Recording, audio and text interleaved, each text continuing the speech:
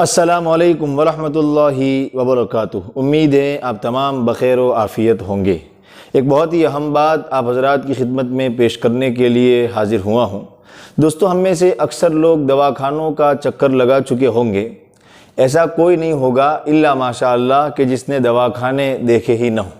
Doctor के पास checkup भी करा रहे होंगे और डॉक्टर ने जो दवाइयाँ लिख कर दी होगी वो दवाइयाँ भी ले रहे होंगे, और डॉक्टर ने जो एहतियात करने का कहा होगा कि ये मत खाइए, ये मत खाइए, ये मत कीजिए, वो भी हम बराबर कर रहे होंगे। लेकिन क्या आपको दवाखाने में जाते हुए ये ख़याल आया कि जो हम दवा ले रहे हैं वो हमारे जिस्म की ले रहे हैं?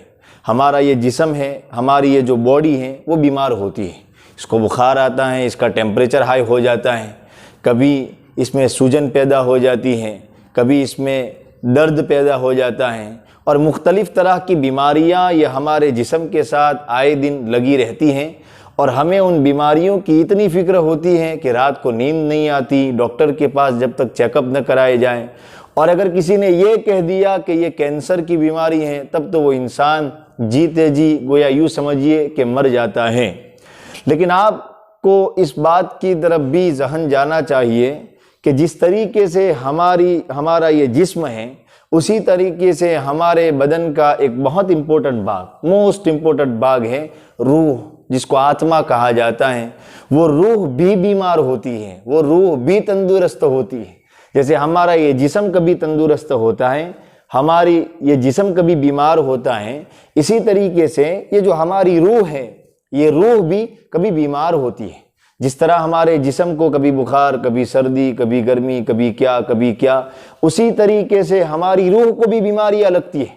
लेकिन क्या हम में से बहुत से लोगों को पता है कि हमारी रूह भी बीमार होती है? जी हाँ, हमारी रूह को तकब्बुर की बीमारी लगती है, हमारी रूह को हसद की बीमारी लगती है, हमारी रूह को जलन की बीमारी लगती है, हमारी रूह को बदला लेने की तमन्ना रखने की बीमारी लगती है, हमारी रूह को तकब्बुर की बीमारी लगती है, हमारी रूह को अपने आप को अच्छा समझना इसकी बीमारी लगती है, और सैकड़ों तरह की बीमारियां लगती हैं। अक्सर इंसान गलती ये करते हैं कि उनका जिस्म अच्छा होता है, उनके कपड़े बहुत सफ़ेद होते हैं, उनके सर पर टोपी होती है, चेहरे पर दाढ़ी होती है, तो वो ये समझते हैं कि जिस तरह हमारा ये बदन ठीक है, हमारी रूह भी ठीक है। लेकिन ऐसी बात नहीं है दोस्तों। अच्छा, जिस तरीके से जिस्म बीमार होता है उसके लिए डॉक्टर्स होते हैं, इसी तरीके से जो हमारी रूह है जो बीमार होती है, और रूह की बीमारी तो इतनी खतरनाक है कि अगर रूह बीमार रही और बीमार रूह लेकर के अगर हम इंतकाल कर गए तो आखिरत का हमारा नुकसान होगा। अगर ये जिस्म बीमार रहा, अगरचे शरीयत हमें कहती है कि जिस्म को भी हमें मेंटेन रखना चाहिए, लेकिन सपोज अगर जिस्म बीमार रहा तो दुनिया का नुकसान होगा, आखिरत का नहीं। लेकिन अगर रूह बीमार रही, दिल बीमार रहा, तो फिर नुकसान आखिरत का होगा, बहुत बड़ा नुकसान होगा।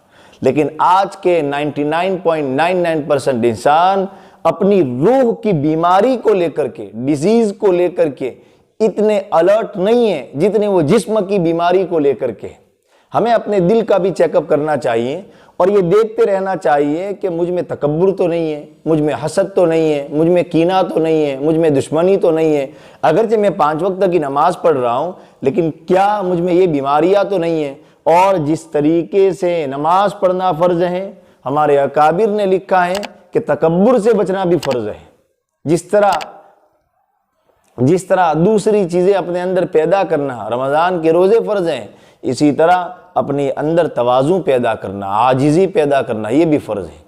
तो सवाल ये पैदा होता है कि रूह की दवा कहाँ मिलेगी? और बीमार तो अक्सर इंसान है ही, लेकिन रूह की दवा मिलेगी कहाँ? आपने सुना होगा कि खानकाहें लगती हैं। ये खानकाहें रूह की बीमारियों के इलाज के लिए लगाई जाती है, सिर्फ जिक्र के लिए नहीं। जिक्र तो है ही, जिक्र और तस्बीहात, इनके साथ साथ वो जो शेख होता है, वो शेख डॉक्टर होते हैं रूह की बीमारियों की। ये जो डॉक्टर चलते हैं ये जिस्म का इलाज करेंगे, शेख रूह का इलाज करेंगे। इसलिए हम में से अक्सरों को, बल्कि सबों को चाहिए कि हम शेख से ताल्लुक़ बढ़ाएं, जिसको भी हमें जिससे भी अकीदत हो, और उससे बैत हो करके, उसके हाथ में हाथ दे करके अपनी अंदर की बीमारियां बताएं। कभी कभी ऐसा होता है कि इंसान अपनी बीमारियां दूसरों के सामने नहीं कह सकता। कैसे कह सकता है? लोग उसको दीनदार समझते हैं और वो अगर बीमारियां किसी को बताएगा तो लोगों का एतमाद खत्म हो जाएगा।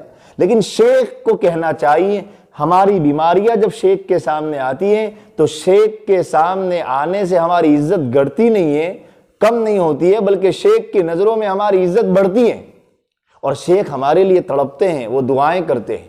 तो जिस तरह हम ज़ाहिरी दवाखानों के चक्कर लगाते हैं और हम उसके लिए जितनी कुर्बानियाँ देनी पड़ती है देते हैं, उससे कहीं ज़्यादा हमें ज़रूरी है कि हम अपने दिल की दवा ले लें, दिल का खुराक ले लें। हमारे दिल दोस्तों बहुत बीमार हैं इस ज़माने में, इसीलिए तो नुकसान हो रहा है कि दिल बहुत सौ के बिगड़े हुए हैं। हम अपने कपड़ों को मेंटेन कर रहे हैं, अपनी स्किन को मेंटेन कर रहे हैं, अपने ज़ाहिरी अपीयरेंस को मेंटेन कर रहे हैं, but we are not doing to maintain our spiritual part. हमारे जो बॉडी का जो भाग है रूहानियत, उस रूहानियत को हम मेंटेन नहीं कर रहे हैं। इसलिए रमज़ान के आखिरी अशरे में खानकाहें लगती हैं। न सिर्फ रमज़ान के आखिरी अशरे में, पूरे साल भर विज़िट अपनी कराते रहिए इन रूहानी डॉक्टरों के पास जा जाकर और इनसे दवाएं लीजिए। ये जो दवाएं बताएं उन दवाओं पर हमें इलाज भी करना चाहिए।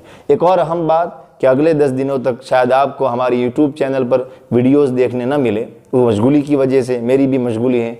आखिरी अशरा इबादत का है बतौर ख़ास, तो हम तमाम को चाहिए अपने अपनी इबादतों में लगे। इंशाअल्लाह ईद के बाद मुलाकात होगी। तब तक आप मेरे लिए दुआएं कीजिए, मैं भी आपके लिए इंशाअल्लाह दुआएं करता रहूँगा। अस्सलामु अलैकुम वरहमतुल्लाहि वबरकातुहू।